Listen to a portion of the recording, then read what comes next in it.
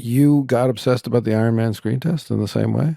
You would not believe it. I would not believe it. Well, I mean, at that point, thank God Disney had approved me playing a role in a Disney film. And if not for that piece, there's no way that Favreau and Feige ever could have made a case to give me what was going to be $150 million swing at launching a cinematic universe, which sounded like kind of not really feasible anyway. Yeah. And knowing that I was going to screen test and knowing that the odds might be stacked against me, but I refused to capitulate. Even when John said, I don't think it's going to happen, I was like, that's all right, dude. I refuse to disbelieve, which honestly, it flew in the face of every failure I'd ever witnessed, participated in, or brought upon myself. How so? Because it was a single-mindedness of when I think about this, I only think about there is no way that I don't deserve to have this opportunity. And then it was just this growing sense of I am ready, I am prepared, I am well, I am sound of mind and body, and I see a way to not just me, I get mine, look at everybody, I'm on a different level, but more that I would get to see what it's like to operate at this level and try to be a good host of this experience throughout.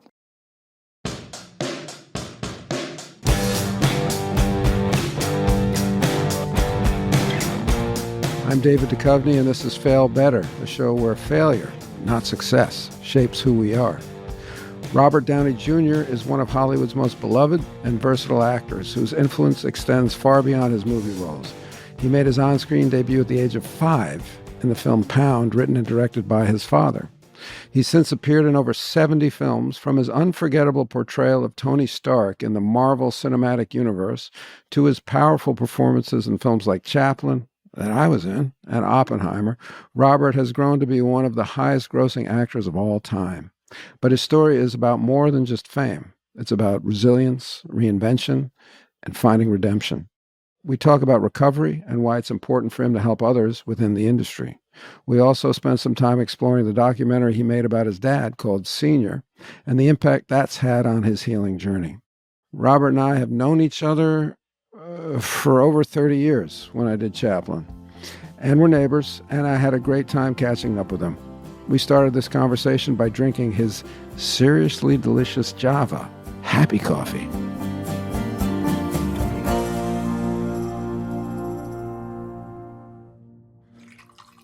And you want to let it settle for a second. Okay. But we can, I hope the sound of pouring this Yeah. while we're Are we recording? Yeah. While we're good. We have the sound probing each other. we have the sound of beautiful iced coffee pouring over ice. It's happy coffee. Happy coffee. Let me look. Fuck, it's ready. Try it. Cheers. Oh, that is good. Yeah. We don't fuck around. Howdy, neighbor. It's so wild, man. We are literally a hop, skip, and a jump from each other. We are. And having known you literally forever, and then having been able to reunite on the Sympathizer a couple clicks back down the road, it's so funny. It's why any neighborhood you're in, it can be the gift that keeps on giving. In most cases, strong fences make for good neighbors. Yeah. But, dude, this is great. I know. We have to take advantage of it. Yeah. Well, we do go back a long ways because of Chaplin, which not many people know that Robert Downey was in Chaplin. No, but they think of it as my movie, really. It's big time. As Raleigh Tothero. So you have the best line in the movie. Which is it? It is, "Hey, Raleigh, how's the light?" Yeah. "It's better down at Barney's Bar." I said that? Yeah, it was supposed to be Barney's Beanery, but I think we were worried. Worried about Barney's Beanery. Or it might have just been called Barney's back then. I don't know. But what I remember, I don't know if I've ever thanked you for this, but when I got that job and when I was on that set, and that set was just chocked full of big time actors, and you were just coming up at that point. I mean, you were 25. Yeah, 26, 25 and 26, yeah. And it was really, for me, watching you work and watching the other guys work, like Aykroyd and Kevin Kline, as I recall. And this is going to sound oddly arrogant, but what I got out of that was like, I think I can do what they're doing. Because before that, I was like, I don't know what the fuck I'm doing. I don't know. I just started. I don't know. I don't know. Am I fooling myself? Am I an idiot? And then I watched you guys, and it sounds like I'm saying you guys aren't fantastic, which you were. You were amazing. But I thought it's human. It's human. Yeah. I see the work. I see what's going on. Well, and just to go back to that, Klein, Aykroyd, these are guys who are in the middle of their sweet spot. Right. And they're basically, batting 500 Right. every time. That said, I couldn't agree with you more. If you want to lose the intimidation factor, go see the reality of anything. Right. And I to this day am always amazed at how good everyone else is, considering the fact that Right. we're all only as good as the magic carpet that either appears underneath us or not, depending on, the rest, fill in the blanks, material, opportunity, preparedness, mood. Are you doing that 70% maintenance of self so you can show up? What I recall about you so distinctly was everybody was on this one kind of leaving the 80s, going into the 90s page, and you were hanging back in the pocket and being really subtle on film, which it took me until the end of the shoot to realize that the times that I was doing that, Attenborough was loving it, and the times that I wasn't approaching that, he was wishing I would just get back to it. Well, but you were also embodying a known figure. I mean, there was no real hanging back. I mean, you had a legendary image to portray. Yeah.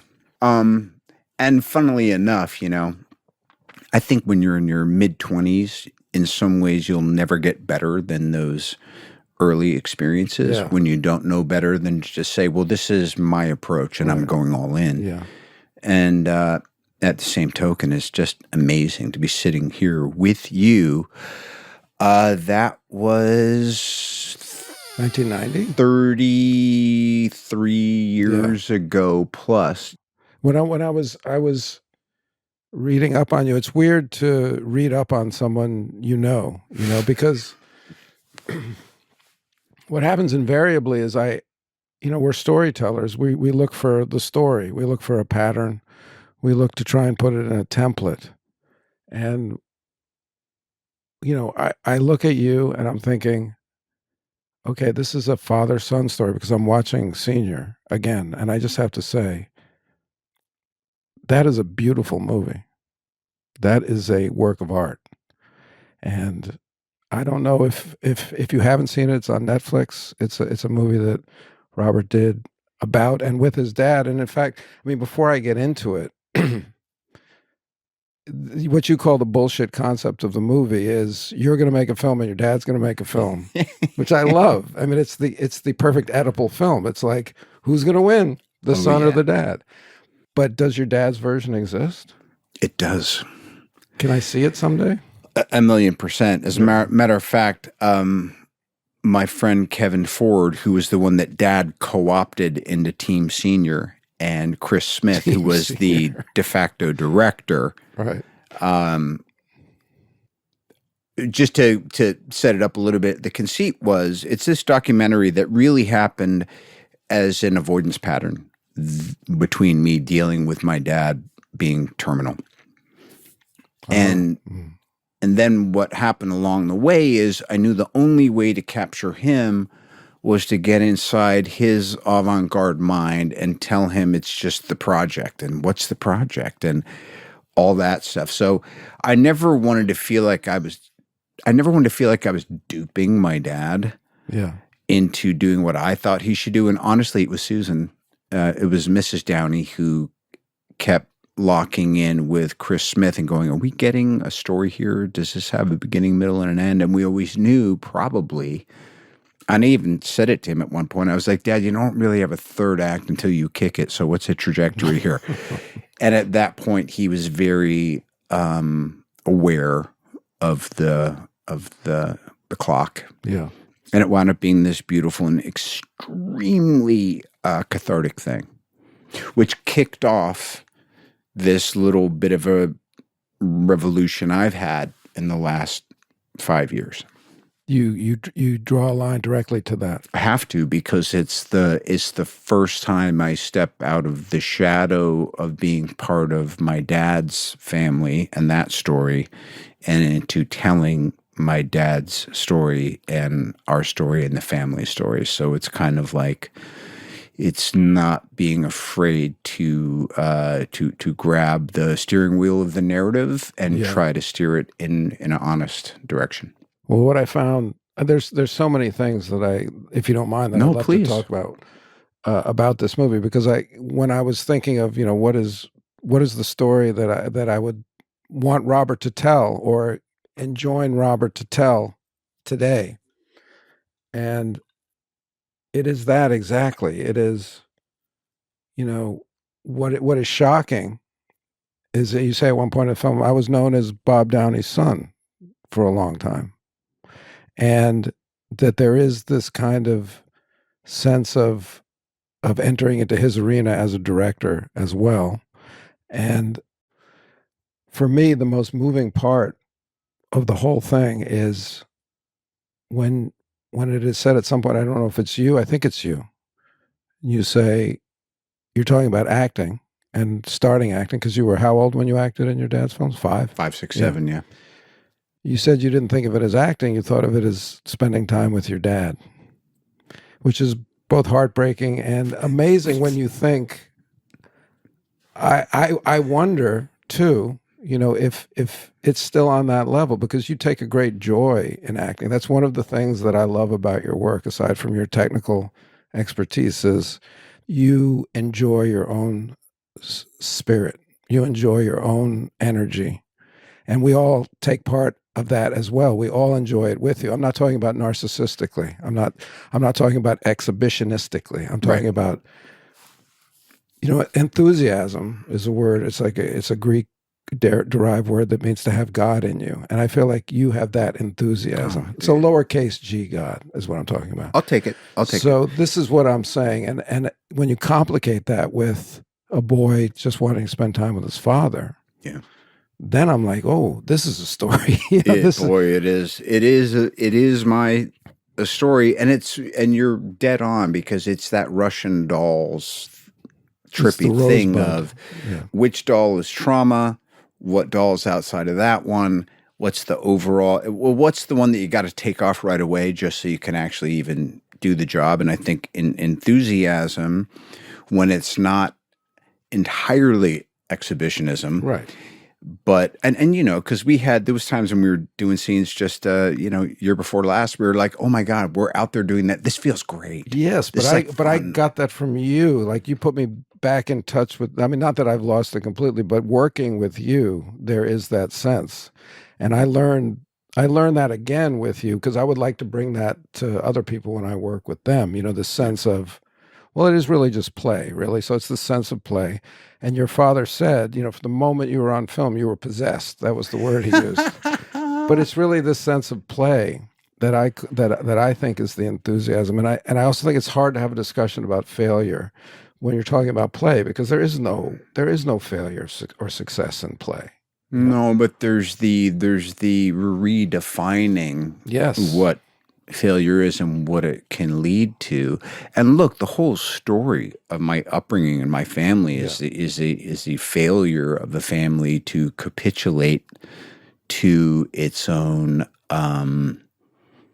demise and indulgence and self-destruction, under the auspices of being artistically pure, which really, I think, was co-opted by a genuine collective narcissistic addictive type of entity. So speaking of possessed, that's but again, it was it was one of the spirits of the time, was not just counterculture, but even like counter reality.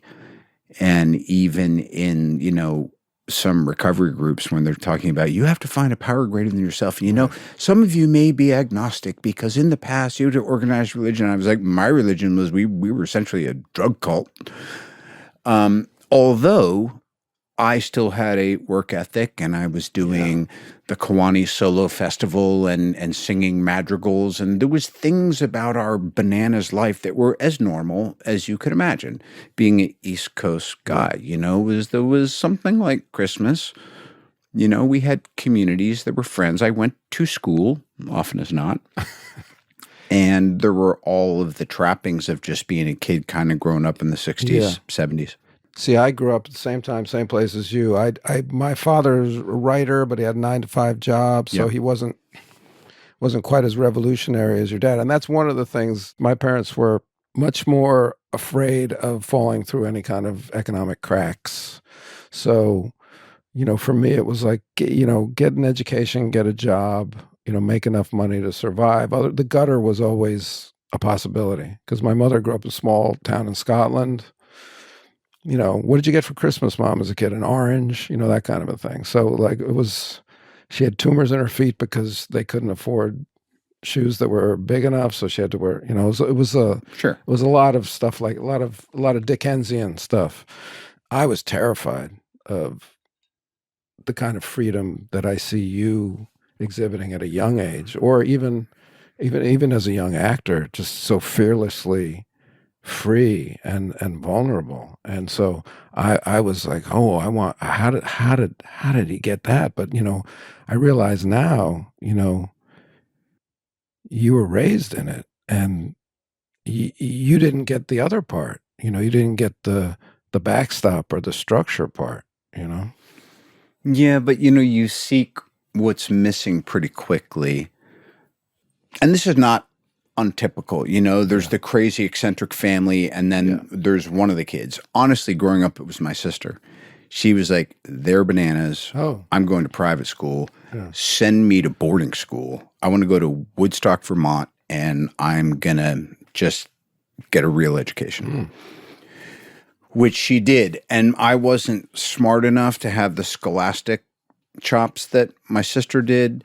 And I really liked hanging out with all the grown-ups, but I also knew that eventually I wasn't just going to be, a little Bobby Jr., and that at a certain point, it did not seem like my folks had much of a plan for me. And then all of a sudden, it was already just happening when they broke up. And what age were you? What point? I was 12. We were exactly the same as me. Okay. Yeah. 12, upstate New York in Woodstock. I saw it, heard it all happen, the skirt and the suitcase, the affair, the this and that. And I was like, oh my God, it's over. And I also knew that I was going to be saddled with taking my mom's side and hanging back in New York with her, where she immediately embarked on a Who's Afraid of Virginia Woolf relationship with this British guy named Jonas, who I adore. And that was the early days. But all of a sudden I was like, I'm in New York. I'm just trying to get work. I'm working at a shoe store. I'm working. So you're not really going to school at 12? No. Well, 12, 13, 14 were in New York. And then after a while, I couldn't hack it. And I went out to California. I capitulated. And with some guilt, I actually started having a bit of a real life, actually going to school, actually being in theater arts. I thank God for Mr. Jellison, my theater arts teacher. Thank God for having a teacher's assistant credit. Thank God that I didn't ever really finish high school, but I got so much out of it and really learned and grew. And I was singing at the Santa Monica Place Mall wearing a mohair suit, singing madrigals during Christmas. And there was something like normalcy. But again, the failure to ever be able to sustain something like normalcy in a dysfunctional family that's the most expectable outcome. Every 3 to 5 years, it's all going to go to shit. Right. But by then, I kind of knew I had to go back to New York, and I had to start trying to do theater and make a living. And next thing you know, I was in Rochester doing regional theater, which is so weird too. Speaking of these massive circles and cycles, because I was just at Lincoln Center doing a play for the first time, let alone a Broadway play for the first time in 40 years, just 6 months ago, and sometimes these things that were either a way out of failure or trying to not capitulate to what seemed like this guaranteed entropy was like, I got to get off this train. I got to figure out a way. And as you know, it's super lonely and isolating when you're really kind of a stunted growth kid who maybe has some skills or some charm. And well, to kind of base a life on enthusiasm, as I see it in you, or charm, or whatever you want to call it, it's sand through your fingers, right? And when I got into acting, it was really from the opposite point of view, which was I'm stunted emotionally. You know, I've been structured to fucking death. You know, I don't know. There was a sense of play in me that just wasn't being attended to. You know, so you're coming at it kind of the opposite point of view, because actually when you're playing, that's where your dad is involved. That's where you get your structure. You said in the movie that you learned everything about acting from your mom as well. And from the clips that I see, you know, she's very funny and very alive, and your dad is very kind of dry. You know, you present more like your mom. Even she's like the invisible heart of that movie. Thank you for saying that. Yeah, it's all Elsie Ann Ford. Elsie Downey, mom. Yeah, for sure. And the other thing was her devotion to him and her unwavering blind commitment to whatever direction he was taking the circus in. And it's funny too, just to double back, it's almost like I had to run away from home and join a new circus to find stability. And that was regional theater, and that was off Broadway and off Broadway. And then eventually, and thankfully that was, here's a name from the past. Yeah. Great actor, Craig Sheffer. Sure. Yeah. Turns down a role in this film starring James Spader called Tough Turf. Tough Turf. Because he got a better offer to go do a film with Emilio Estevez called That Was Then, This Is Now, which was more of like a prestige project. This was like a new world kind of like weirdo rehash of like a modern Romeo and Juliet. And thank God I had I've been put on tape to be whatever Milo is offbeat buddy, and I'd forgotten about it, and I was down to my last shekel. I was in New York. I was probably not going to be able to make my $140, half the rent for this Hell's Kitchen apartment. And they said, hey, short notice, but you're cast and we need you to fly to LA tomorrow. And I was like, I can't afford to fly to LA. They go, no. They're sending you a first class ticket on American. I was like, what? And then I never looked back.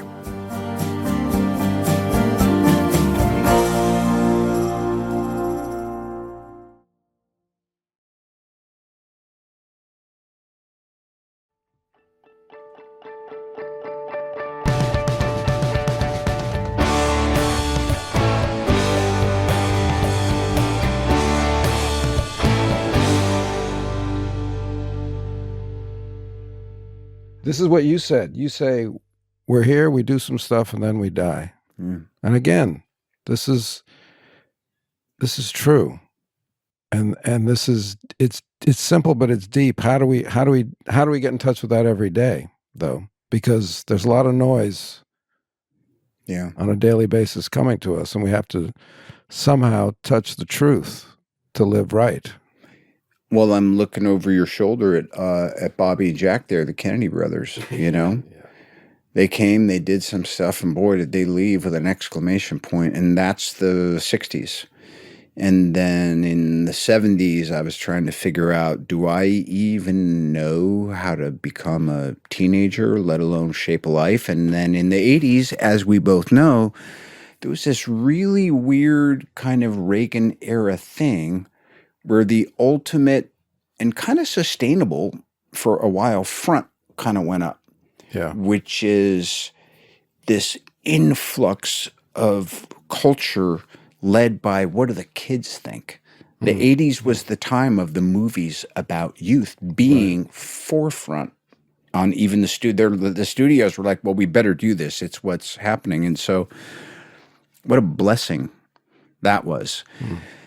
And then, I probably need to check in with my shrink before we get into the 90s too much. But, Jesus, H. Criminy, it's just the turns come. So, you're here. And if you're lucky, not only do you do stuff, but you get bites at the apple and swings at the ball and iterations. And you start locking into, I consider it significant that we have gotten to know each other again over this last little while, because there's not a lot of people who can talk about the context of 30, 40, 50 years of shared experience. Right.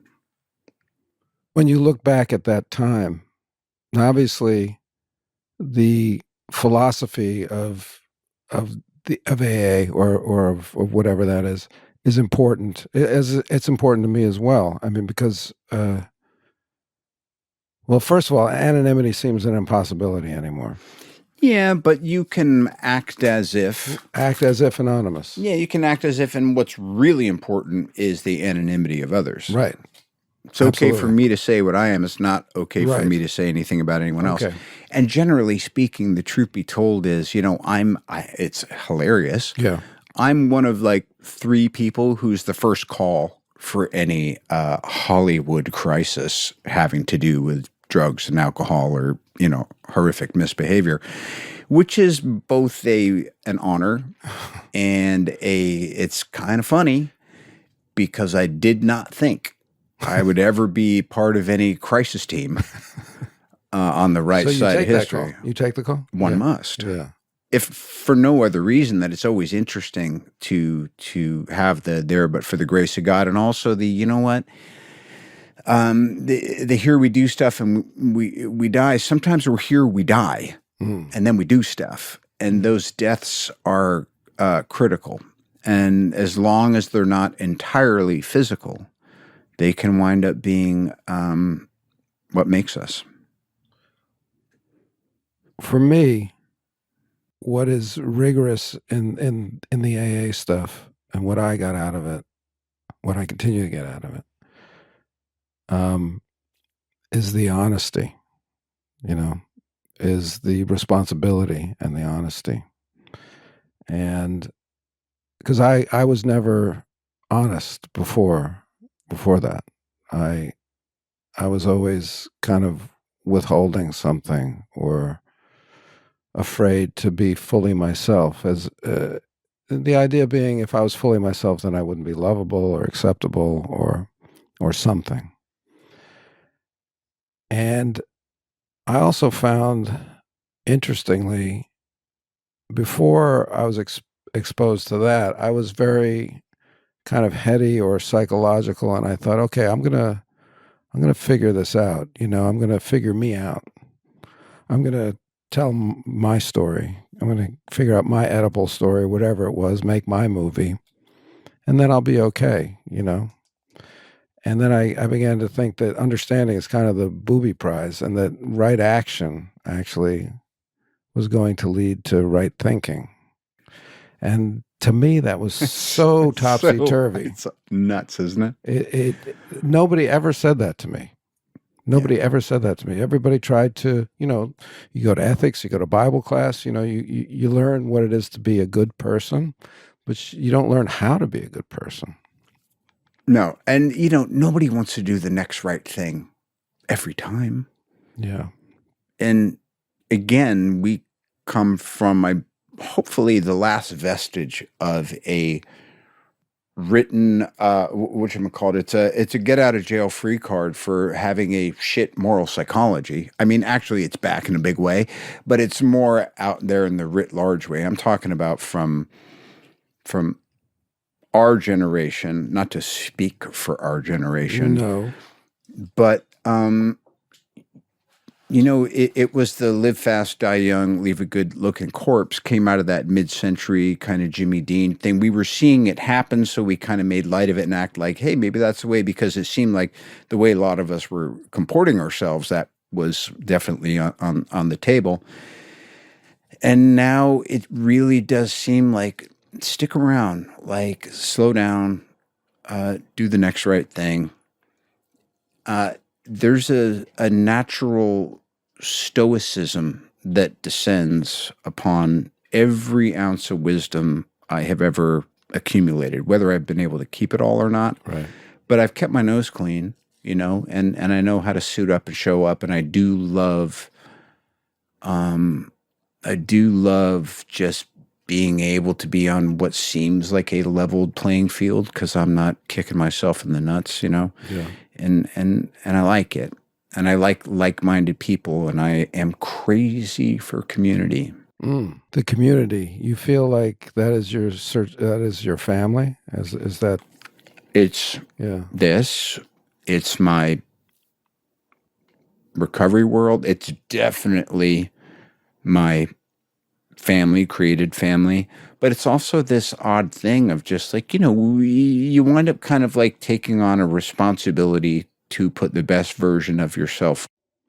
Were you afraid that your enthusiasm was somehow part and parcel? Air quotes. that it had to do with drug taking or drinking? That it was accessed that way? No, because I never found that I was like doing great anything when I was, in my disease. Right. I always felt a little bit ashamed because, everyone has the body keeps the score, and and history was there. And I was also seeing, if you look at this in the context of all the folks we lost in the 80s and 90s, across culturally, it was kind of like, this is hugely irresponsible to not address this. And I had also been one of those people who was like, trying to get sober forever. But like you said, I strangely was missing that critical component of rigorous honesty. And I also wasn't aware that I was missing that critical component. Didn't mean I was full of shit or pathological. It just meant that so many things were repressed and unconscious. And even back then, so going back to like when we first met, I remember like one of the first turns was like prepping to play Chaplin and realizing this is any and everything I ever could have asked for. I am now battling my own proclivities to self-medicate and also completely obsessed with making Sir Richard Attenborough proud of me being able to portray this guy, which, by the way, by the time he had cast me, all the endorsement I ever could have wanted from this incredible, iconic writer, director, philanthropist guy was already there. But then, as we know, the best part of any job is the casting announcement. You're like, God, that looks good for us. Yeah. And then you got to go do it. How long did you have to prepare? Well, they kept pulling the financing, so it extended and extended. So every time I think we've got to be like, Robert, if you could just hold fast, I think we can get the other 11 million from, is it Carolco? Who are the boys who did Total Recall? Or, whatever. Mario Casar, God bless him. And so I kept having more time to prep. And I went quite obsessive with it. The next time I got that obsessive was when I had the Iron Man screen test. But again, it's that thing of find a new obsession, find a new area to make new mistakes in that are falling forward. You got obsessed about the Iron Man screen test in the same way? You would not believe it. I would not believe it. Well, I mean, at that point, thank God Disney had approved me playing a role in a Disney film. Thank God for Tim Allen, too, called Shaggy Dog. And that meant that Disney said I was hireable. And if not for that piece, there's no way that Favreau and Feige ever could have made a case to give me what was going to be a $150 million swing at launching a cinematic universe, which sounded like kind of not really feasible anyway. Yeah. And knowing that I was going to screen test and knowing that the odds might be stacked against me unless, but I refused to capitulate. Even when John said, I don't think it's going to happen, I was like, that's all right, dude. I refuse to disbelieve. And so let me know if and when it comes back around. But like you said, I'm just going to train. I've been clean long enough that I now just needed a reason to live aside from my firstborn and my ex and Susan and, all that stuff. Obsessed. How long was that process? It was months, but when you're running things and you're running it and then you're off book and then you go, fuck it, I'm running it again. And then you think about it and then you make more notes. And then I had like a little gehunzit of like things and like this Korean energy healer I'd been to. And I just started building up this almost prayer wheel of why not me? Wow. Which honestly, it flew in the face of every failure I'd ever witnessed, participated in, or brought upon myself. How so? Because it was a single-mindedness of when I think about this, I only think about there is no way that I don't deserve to have this opportunity, which always felt almost a little like speaking spells in Latin. And like bad people shouldn't be able to do that, you know what I mean? Right. Or only bad people do that. And then it was just this growing sense of I am ready, I am prepared, I am well, I am sound of mind and body, and I see a way to not just me, I get mine, look at everybody, I'm on a different, level, but more that I would get to see what it's like to operate at this level and try to be a good host of this experience throughout. Fantastic. Which is a lot harder. Again, getting the job. It's funny, too. I'd started really getting serious about martial arts a few years beforehand, and I was on the mat with my Sifu in the middle of a lesson when he let me bow off the mat and take a break to take the call to have Brian Lord tell me that I got it.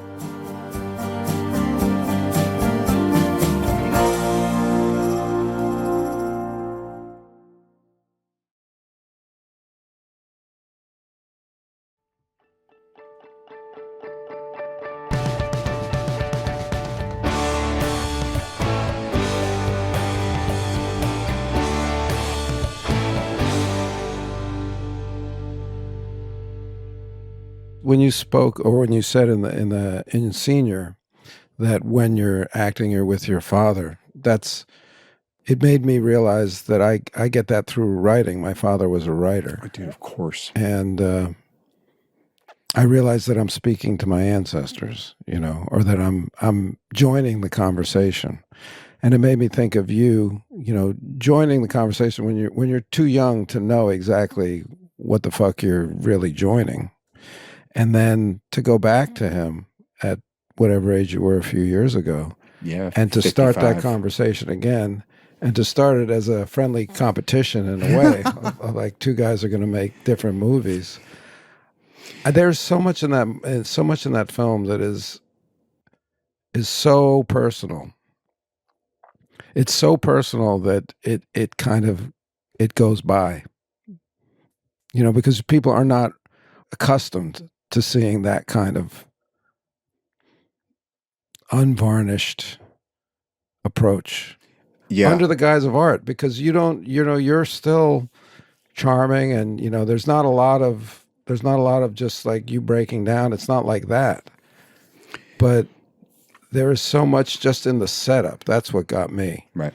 And when you say at the very end, and forgive me for bringing up a difficult moment. No, please. But you say to your dad, I mean, I can't even you say, closer, get closer, and then closer. You're talking about the camera, but you're not talking about to me, it was like, oh my God, he's managed to metaphorically put together the two poles of his life, of a camera moving closer and him moving closer to his father at the same time.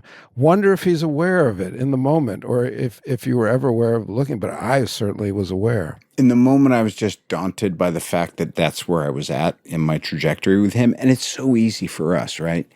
You're a prolific writer. You write a bunch of great books. You look back on it and they go, well, how did you do that? And when you did this, and you're going to I don't know. And it's all these, it's the whole support staff, seen and unseen, living and deceased, and perhaps even as yet unborn. It was my missus saying, you've got to finish this up. Don't cheese out. You have to face this. And also, you can't make this documentary seem like a senior movie. Chris Smith and I will not fucking allow it because you need to make a clear narrative. That's how you take the mantle just in personal responsibility, is you tell this in acts, and the only way he wants to deal with his past, the artifacts of his own emotional truth, is by couching them and talking about the film he was doing at that time. Yeah. And you don't need to be that, but there's also something perfect about your dad's refusal to capitulate to any kind of dialogue besides that until the very end, when I think, and I actually found it very brave of him, you know, he did not die like a coward. No. Charlie Parkinson. Yeah. He did not go gently into that good night. He went, I think, he was spared that cruel fate of having to have the last image of someone who's been such an imprint on so many people now, too. I mean, gosh, you know, there's some people who I will still only ever be Senior's kid, Paul Thomas Anderson. Yeah. And even our recently deceased icon, Norman Lear. Yeah. You know, I was only ever Bobby to him because he had such an attachment, a fascination, and appreciation for my dad that he just saw me grow up under that. And then I just wound up in the industry and did pretty well for myself. Yeah. I think he appreciated the fact that I'd kind of, you know, figured out how to stop the bleeding on the family propensity for drug dependency. But honestly, he was impervious to that. He was just more like, there's artists and there's everybody else. Right. For Norman, you know. But honestly, I'm so glad that this is where you wanted to hang for a bit, because it's been a couple years, and the great thing about Netflix is you are the belle of the ball and everybody gets a chance to see it. And the great thing about Netflix is then it winds up like you're in some fucking drunk dude's saddlebag and there's no way to find you again, and you just maybe never even know it was ever done. Well, you did give it a title that's hard to, that the algorithm doesn't like, right? Because I was like, senior, or it's SR. It's SR. Yes, quote, capital S, lowercase r, period, well, unquote. I just went through this with Bucky fucking Dent. They made me call it Reverse the Curse. Nobody found it anyway. So you can have curse in the title, but you can't have a curse in the title. So Bucky fucking Dent, no, but Reverse the Curse, okay. But what I want to say to you about you in that film is you're so gentle with your dad, and I know there's got to be there's ambivalence. I mean, the movie is you know, it's in the ambivalence of how I was raised in this chaos, you know, and here's my dad who gave me the gift of that chaos that I would, because you are a guy, you're a magical being, Robert. You are, you no, don't look at me that way. Let me tell you the straight truth. You play with that chaos. You have it in you, and you have somehow been able to not only master it in certain performances, but also make a life and a life that is solid. But your dad kind of brought that to you, you know, and to honor that in him, and to withhold the kind of, but you didn't give me the other stuff. Yeah. You know what he did do was he had a moment, not like mine, where he said, I'm done. And so for the last... Without AA, he just said done. Yeah, maybe definitely not the way I did it, right, but a way that was like a white lightning moment. Those things that you hear about in the literature, but they very seldom occur. And then he really did a karma cleanup tour. I mean, he was on the... I don't just mean drugs. Yeah. I mean, like, absolutely. He's a revolutionary, right? Completely. And you have that spirit. But he was also just a absolute accessible, still him, but he settled and was accessible and was consistent and was communicative and caring and just very strangely dependable, which almost made it even fucking worse because you go, wait a minute, Nobody believes you. Yeah. Like, Robert, what are you talking about? Yeah. Your dad's solid as hell. And it's weird too because it's the playing with extremes. Like, yes, I can thrive in chaos to this day, but I love the organized caboose. I love order. I love design. There's nothing more important to me than domestic bliss because it's the only environment that I can try to replicate wherever I go, whether I'm always getting to be with the family or not. Well, I see in your work, I see, the preparation creates the order, or at least the illusion of order, or the hope for order. Yeah. And you work your ass off. You prepare your ass off. You've got a strong work ethic and a very kind of good eye towards what needs to be done. But I think once I've not worked with you a lot, but I know that when I'm looking at you in a scene, that all that stuff, you just let it wash over you. And you don't force it in the scene. And then you're like opening the door and saying, okay, Dionysius or Pan or whoever, come on in. Let's see what you want to do. And that's... I hope so. Yeah. I mean, that's... At best. But look, we all have... you can't get it every day. Nobody can get it every day. No, we all have our tolerances too. Like there's only so many...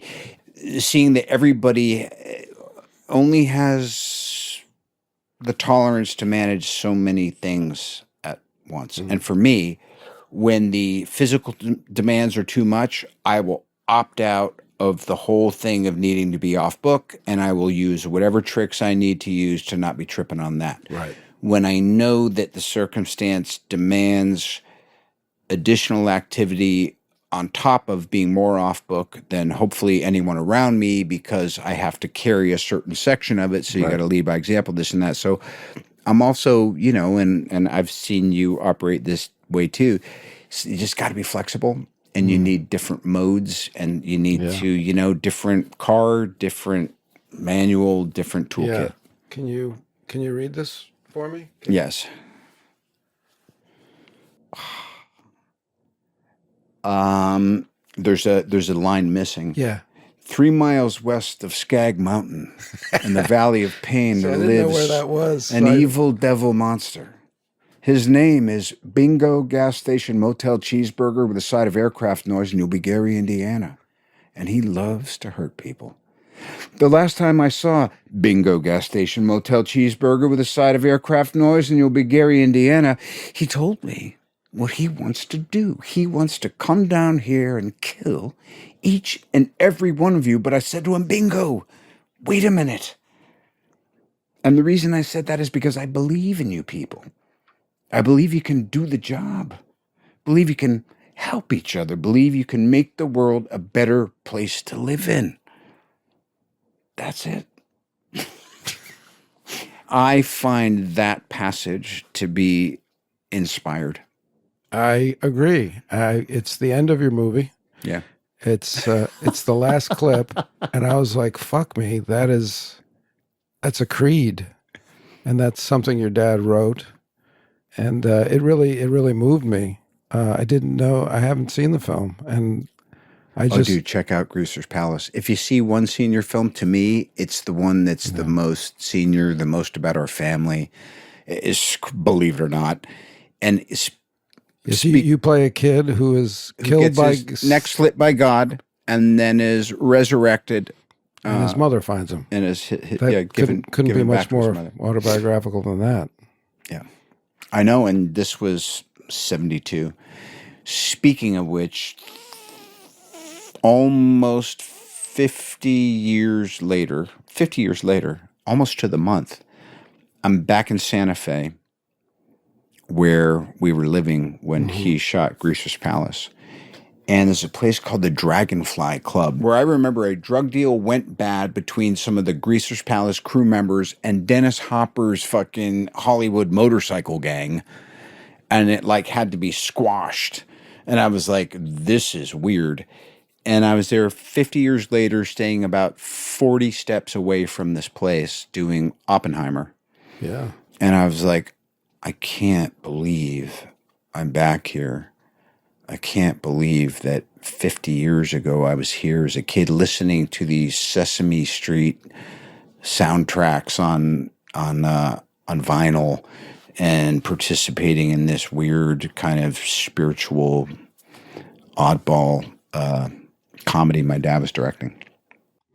And will you direct again after Senior? I mean, that was really Chris Smith and Kevin Ford, and it was my invitation to start taking the lead. But still, you're creating the world. That's what a director is doing. Yes, I am both mortified to worst nightmare realize that I have no business doing it and I'm going to have to fire myself. And also feel like I am still in an active denial of any and everything that would offer me freedom and feeling like I could complete my education as a human by doing that. But I feel like I've had enough experiences, really honestly, just lately in severe discipline. Like doing a Broadway show, doing tech week, doing previews and rehearsing during the day. I was like, all right, could I do this like for something this difficult for months and months and months, or maybe even 2 years with little breaks? Probably. Yeah. Would I crack up? I don't know. I think I have the cojones to do it. And dude, you're someone, I mean, you know, the nice thing I know is if and when I write and direct, I know my go-to players. I know my snipers. I know my people. So write as well. Sure. Write and direct. Sure. You heard it here first. I hope so. Thanks, dude. Thank you. Speaking of things to fail at, that's the next one on the chopping block. Well, you talk about community, and that's what a director is doing, is like you're building a community. It's a temporary one, you know, but that's where your heart is, you know, like you are a soloist who longs to play in the orchestra or build the orchestra, you know? So I think it's calling to you. I also think, you know, your sense of failure at this point, it's cushioned. You've done okay, you know? You're Michael Jordan, you know, going to play a little baseball. Right. And so, but I think it's going to work out better. But you know what I mean? It's like you're still going to be. Yeah. I mean, look, again, it goes back to Senior. And it's that thing of if the universe is saying anything to me, it's that you shouldn't be afraid to go fully into the family business. And just because I revered him so much, and I don't know where these inspirations came from, because I feel like he was touched with this storytelling. He was connected to some kind of creative deity. He really was. Yeah. And I don't know if I'm a deity day player or if I really have that juice, but I do know that, like you said, if I just keep it simple and say, I want to create community, I want to tell a story, and I want to provide an experience, even if it's a good, hard time. Yeah. I think it'd be great. Thank you, Robert. Dude, you kidding me? Thanks to Duchovny.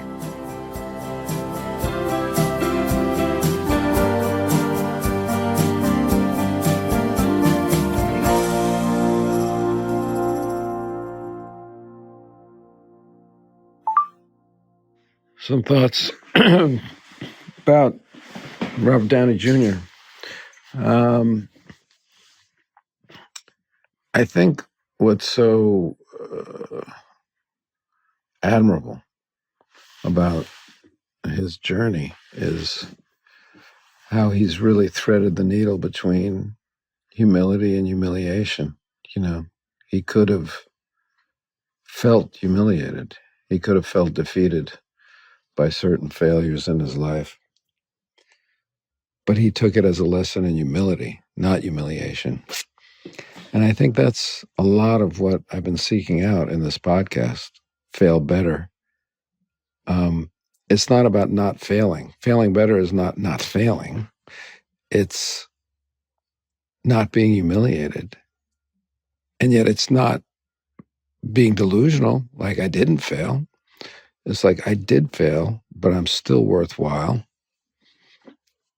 I may feel a little humiliated, but that's just the growing of humility. Maybe a little humiliation is the seed of humility. And humility is a good. It's a great good. It's a master virtue, I think, along with gratitude and patience. I'm working on it. God damn it. All three. But I think Robert has found a sweet spot that works for him. And he wears it easily. He wears it gently.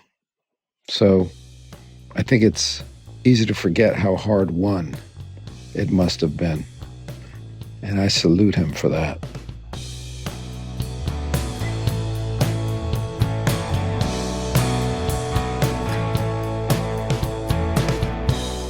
Thanks so much for listening to Fail Better.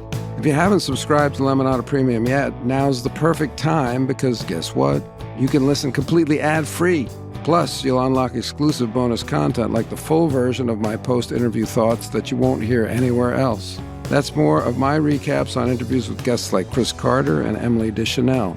Just tap that subscribe button on Apple Podcasts or head to lemonadapremium.com to subscribe on any other app. That's lemonadapremium.com. Don't miss out. Fail Better is a production of Lemonada Media in coordination with King Baby. It is produced by Keegan Zema, Aria Bracci, and Donnie Matias. Our engineer is Brian Castillo. Our SVP of Weekly is Steve Nelson. Special thanks to Carl Ackerman, Tom Kupinski, Brad Davidson, and Jonathan Smith. The show is executive produced by Stephanie Whittles-Wax, Jessica Cordova-Kramer, and me, David Duchovny. The music is also by me and my band, the lovely Colin Lee, Pat McCusker, Mitch Stewart, Davis Rowan, and Sebastian Modak. You can find us online at Lemonada Media, and you can find me at David Duchovny. Follow Fail Better wherever you get your podcasts, or listen ad-free on Amazon Music with your Prime membership.